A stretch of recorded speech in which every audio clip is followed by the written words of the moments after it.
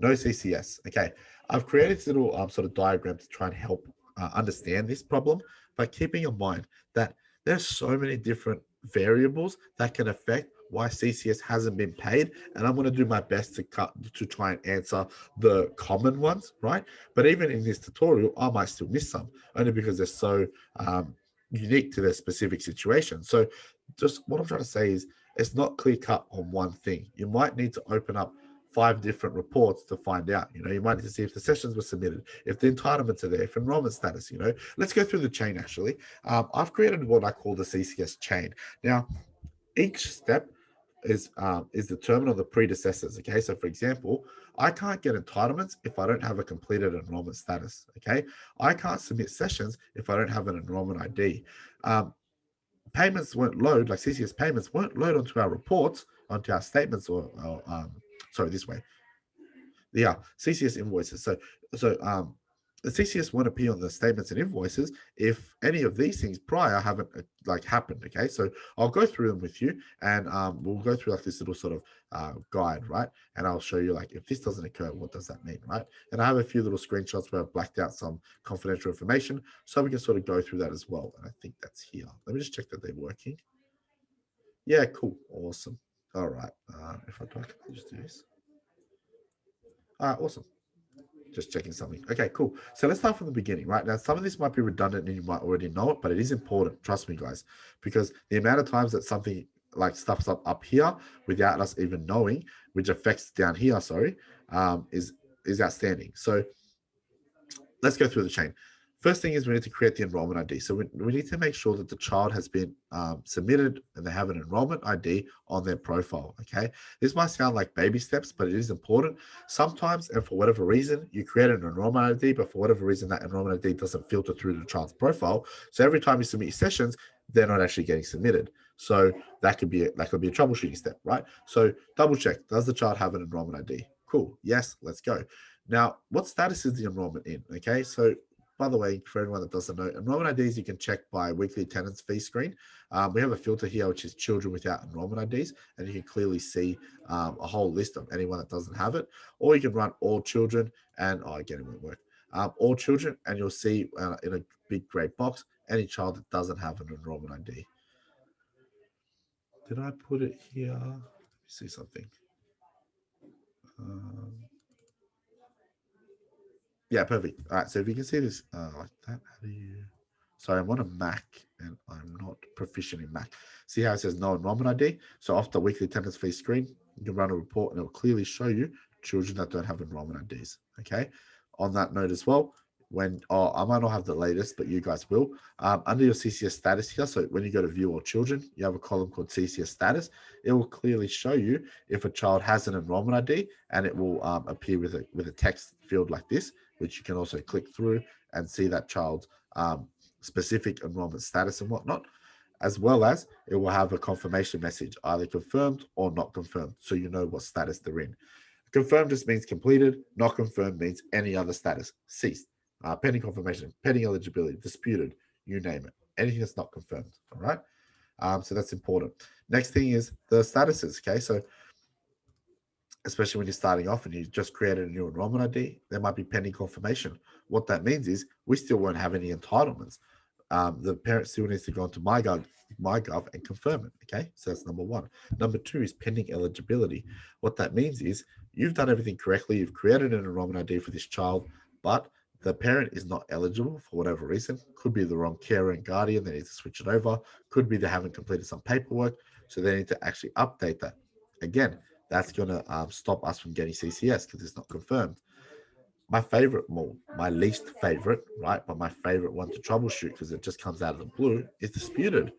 So parents can actually dispute their enrollment at any given time by logging onto their MyGov and clicking a dispute button, which will stop the whole process of CCS coming in. Okay. Anytime you have a disputed enrollment, try and get your parents to understand not to dispute them and to talk to the center, because that will obviously affect them with not getting CCS and getting charged full fees and whatnot. But if it does happen, all you need to do is just update your enrollment, make sure that the information the parents disputing, so maybe they don't like the session of care or the fee or the days or whatever, make sure that's all been updated in OWNA first, and then update the enrollment, okay? But they're little things up here where, for example, if I put my X here, we might have been like traveling along for many, many weeks getting CCS, no problem. And then one week we decide, oh, there's no CCS on the account. Why is it not working? I've tried all these steps here. I've looked at this, I've looked at that, I've looked at that, but it's still not working. Turns out the enrollment's disputed, okay? So you can always go back and check. That's why I've created this sort of like diagram to sort of help, okay? And that's why every situation is so unique. Now, to check a status, just go to View All Children and find the child's name. Click this little button here, or click on the child's profile and click CCS Enrollment Status, okay? Any of those quick links, by the way, is taking you to the CCS tab, Enrollment Details. So this is like the CCS database. You have access to all your enrollments, and you can change them based to confirmed or all or whatever. Search children's names up, run reports, enrollment IDs, CRNs, and all that. Anytime you click a quick link like a CCS Enrollment Status check, it's filtering by that child's CRN only, okay? Pardon me. Awesome. Moving on. Entitlements, and this is a fun one all the time. So entitlements change, right?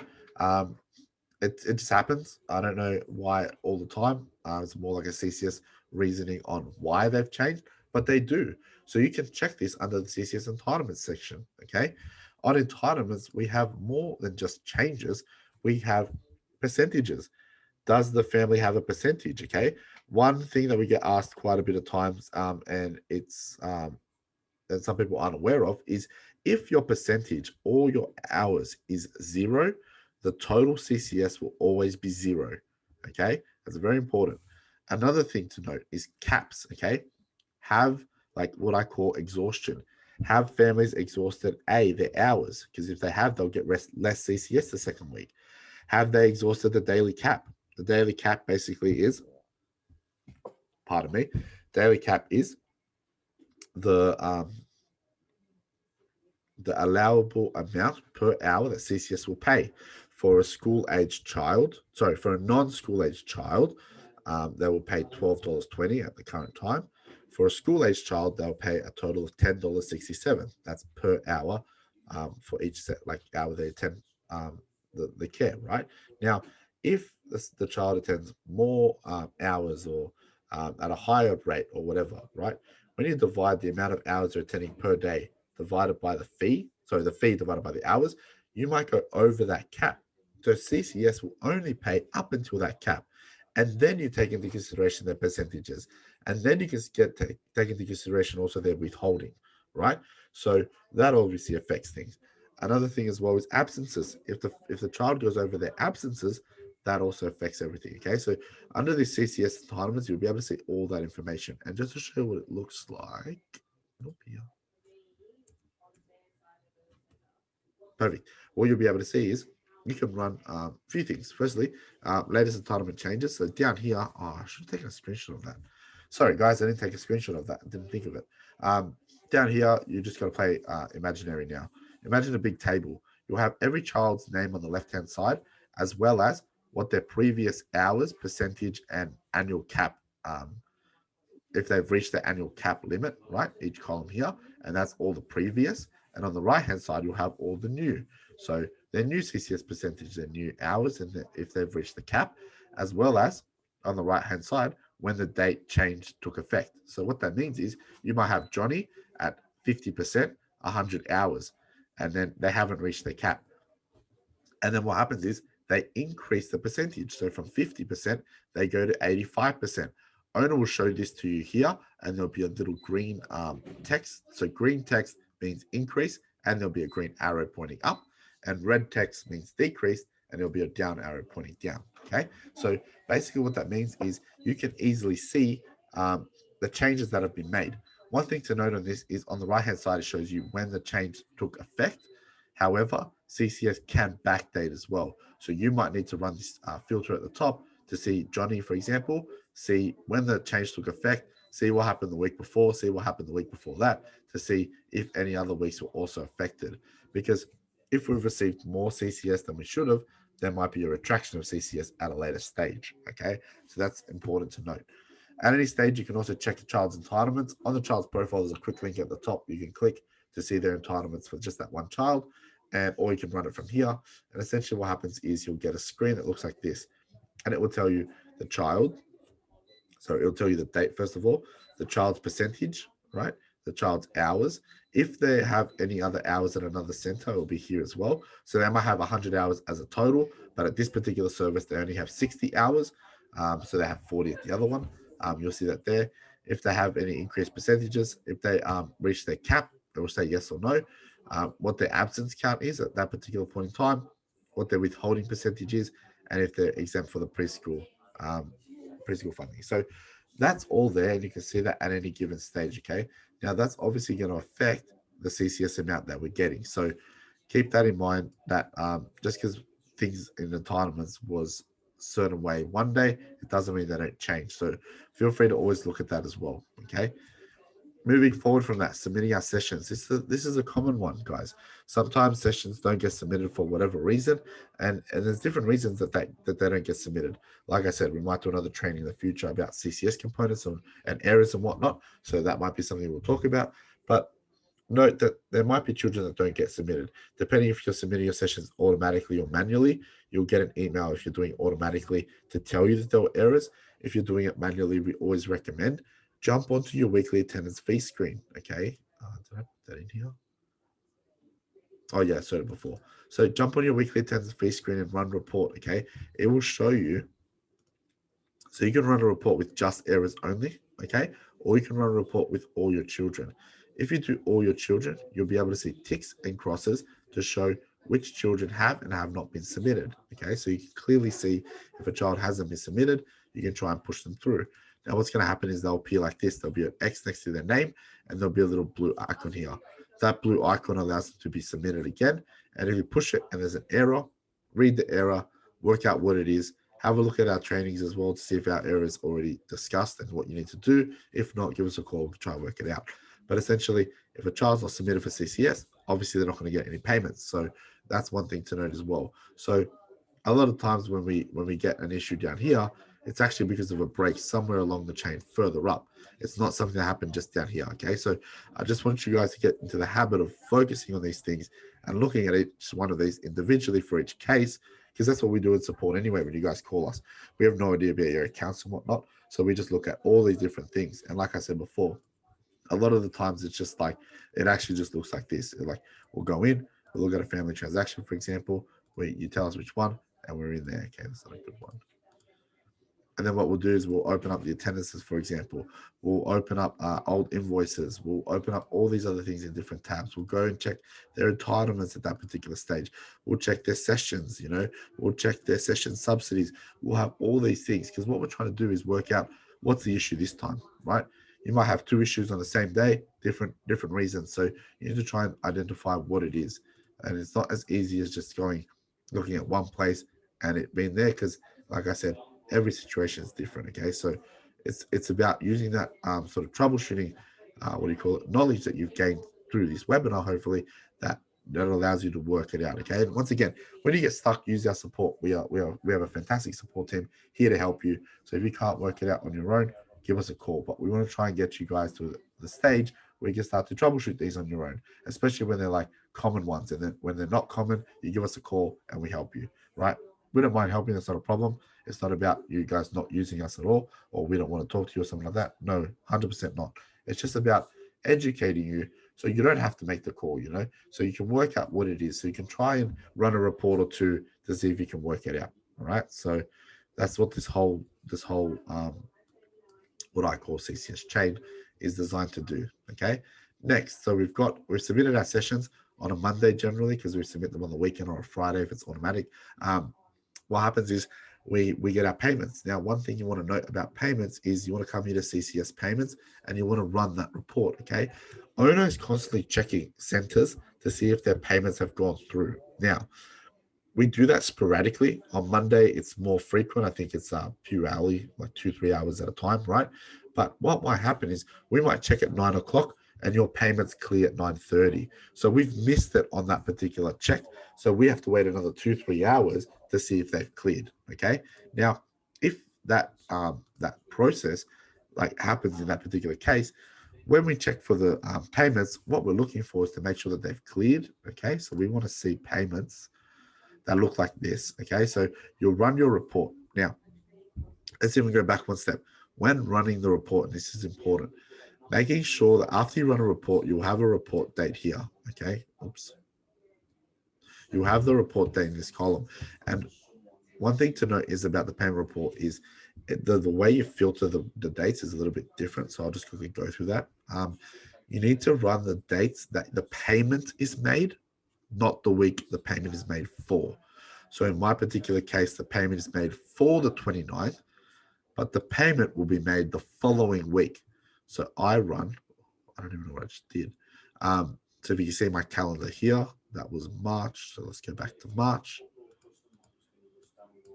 Or not, but you get my idea. Oh, is that what it is? Okay, never mind. I don't know how to do that. I'm using a different computer, so I don't know the passwords. But basically, let's say the 11th of April. If I want to see the 11th of April payments, I run the report for the 18th, the week of the 18th, okay? Another thing with running your payments is you cannot select a future date. So if today's Wednesday, I run it from Monday to Wednesday, and it'll pick up all the payments. And obviously the payments have clearing numbers that link up with your bank accounts and whatnot, okay? So that's all good there.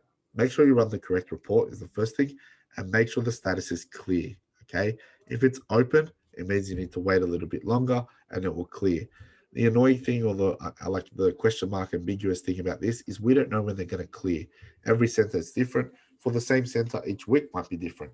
All we know is we can pull up the report and see if it's cleared or not, okay? So if you want to do that by yourself, I highly recommend it. Just go to your CCS payments on a Monday, for example, and check your report is cleared before you generate invoices. And that will pull through all those payments onto the accounts, okay? And we're getting to that now. Once you've done all that, the payment report basically has the total amount that that a payment is due for, like a CCS payment which is coming your way. So for this particular child, I'll be receiving $239.82. If you want to see the breakdown of that payment, go to the session subsidies. So I don't remember if I talked about it, but payments is under CCS payments and session subsidy is just above it. And the thing with the session subsidy is it takes the payment and it breaks it down on an individual day-by-day basis, and it's based on accurate information, okay? I'll get to the exhaustion stuff in a second, but you'll be able to see the date the payment was made, the fee that the center charged, the amount of hours a child was in care, the entitlement amount paid, the total amount, okay? How many hours was paid for, and the individual day-by-day breakdown to make up this payment here. Oops, that was a bad. Try again. That payment there, okay, is basically based on all these payments here added up, okay? So you can clearly see the day by day. Now, in that note, the CCS session, the session subsidy report is fantastic in showing you why a payment may not be complete or the total amount and the reason behind it. So many different reasons. I'm only going to focus on a few. Let me just see what I've got here. So firstly, who got paid? Okay, let's see if I've got that. Give me a sec, guys. Perfect. The CCS session subsidy report will show you the CCS amount and then the recipient, okay? When the amount is, when the recipient, is the service, that means the center is going to get paid that amount. However, when the recipient says individual, give me a sec. Sorry, guys, I apologize. I just wanted to come in and get this done. When the recipient is an individual, it means the parent actually got paid that amount. So from a billing point of view, we still need to bill the family for the amount that we did not receive, okay? They receive the CCS on their end, so they use that to offset their total. But if in this particular case, in the example you can see on screen, the family only got a portion of it, right? However, if they got the full amount and the service got nothing, we would need to bill them the full amount, okay? So that's very important. So the CCS session subsidy shows who got paid. And I'm not sure exactly how they calculate who's getting the payment, but CCS do have cases where when they backdate, if it's over a certain period of time, they backdate it straight to the family. Also, I'm pretty sure the individual can somehow, through MyGov, actually nominate that the payments go to them. Okay, so there is a lot of reasoning behind payments going to parents. So check the CCS session subsidy, okay? my personal report that I go to straight away when I get these kind of questions is the session subsidy, because it shows me, first of all, if nothing appears, that means there was no payment. And then I go down the chain to find out why there was no payment. But if something appears, it shows me the exact breakdown. Who received the payment? Was there any reason that not a full amount was paid? For example, in this case, family exhausts their hours. So one thing I may not have mentioned is on the weekly, or let me see if my screenshot captures it, but I don't think it does. No. Okay, on the weekly attendance fee screen, on the right-hand side here, just next to the children's name, is a column which is about hours. So what you'll be able to see is if I run this, what happens? No, you'll be able to see the total hours a child is in care for that week, as well as the total hours that they actually are subsidized for. And OWNA will actually pull it up in red if the hours in care is more than their actual subsidized hours, just to bring it to your attention that this family might go over their hours, okay? Keep in mind it does it on a week-to-week basis, and CCS is based off a fortnight, so you need to look at 2 weeks to get the full picture, okay? But yeah, basically exhaustion occurs basically it could be from a CCS point of view in terms of hours, or like we said before, up here entitlements, it could be exhaustion of the daily cap rate. So we assume that we're going to get $14 per hour, but they're only capping us at $12.20, so we're only receiving that amount at our percentage, okay? So, and our withholding as well. So that's another thing to consider. And lastly, like I said before, reasoning behind payments. Sometimes different payments have different reasons behind them, and you'll be able to see that clearly here with a little explanation. So in this case, activity test results exhausted. In this case, the recipient was individual. You might see things like sessions withdrawn, sessions updated, session of care $0, that kind of stuff. So what about the ones where if the child's absent for their first 3 days prior to a physical attendance, or absent at the last days, it'll show here as well.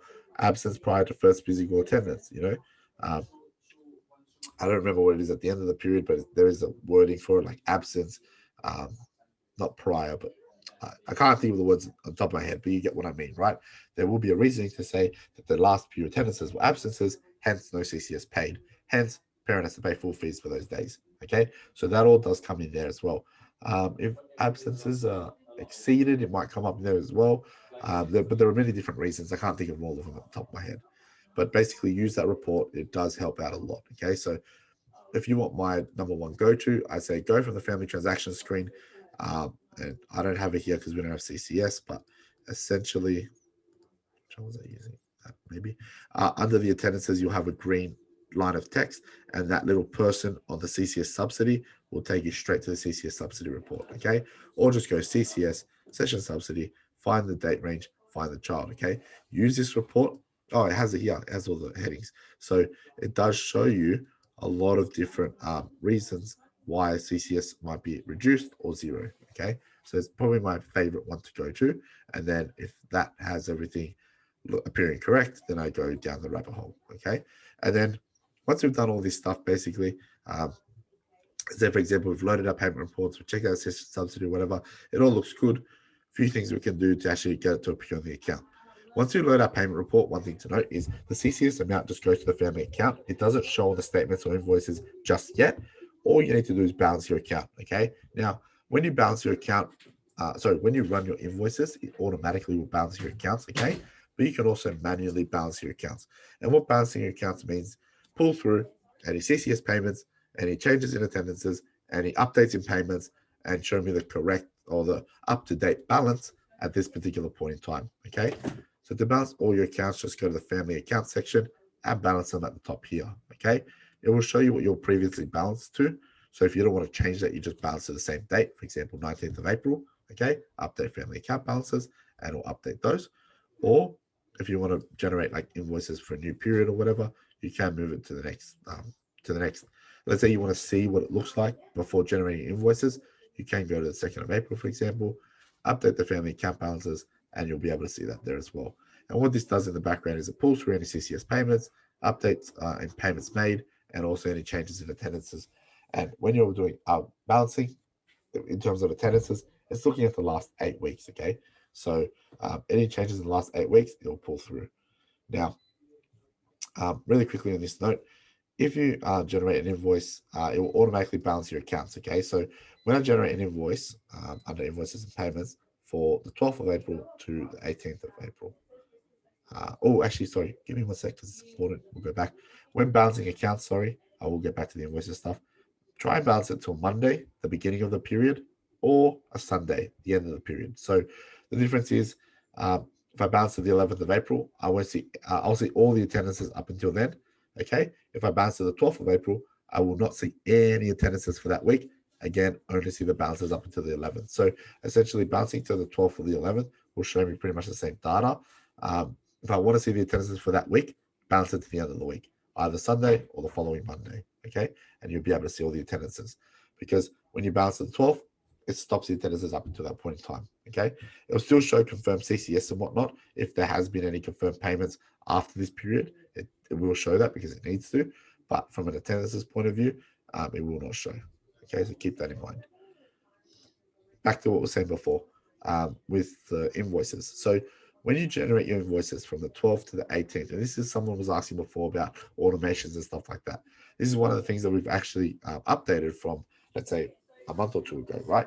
Where you had to go and manually balance your accounts. You don't have to do that anymore. The system's automatically balancing your accounts for you.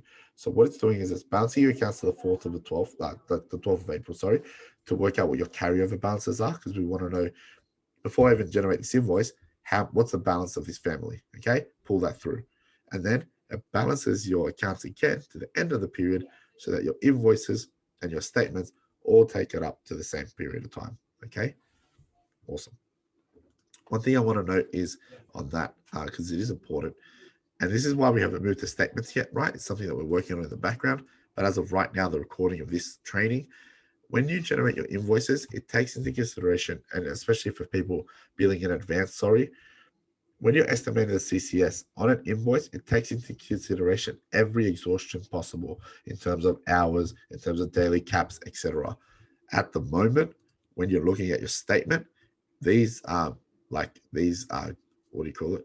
CCS estimates in orange are not taking into consideration exhaustion. Okay, that's important because that might be a reason why one like the same family, the invoice and the transaction might not match up. It might be because of exhaustion. Okay, so I wanted to make that point clear, and these are the reasons why we still haven't moved over, because it's something we're still working on. Okay, I'm sure the team will work it out. It's just more so about them working out from a developmental point of view, and then being able to release all those changes so we can all enjoy them. Awesome. And I think that's pretty much it. Yeah, so when you generate your invoices, you bounce your accounts or run your invoices, and it should pull through the CCS. Okay, and I'm hoping by this visual representation here, you can clearly see that, for example, if no payment was loaded, or the payment was loaded too early or whatnot, why we didn't get CCS on the account. If the entitlements changed, why the CCS was different on the account. If they disputed it, why there was no CCS on the account. If we forgot to submit the session, or for whatever reason the session actually had an error, why there was no CCS in the account. Okay, so I hope that starts to make sense.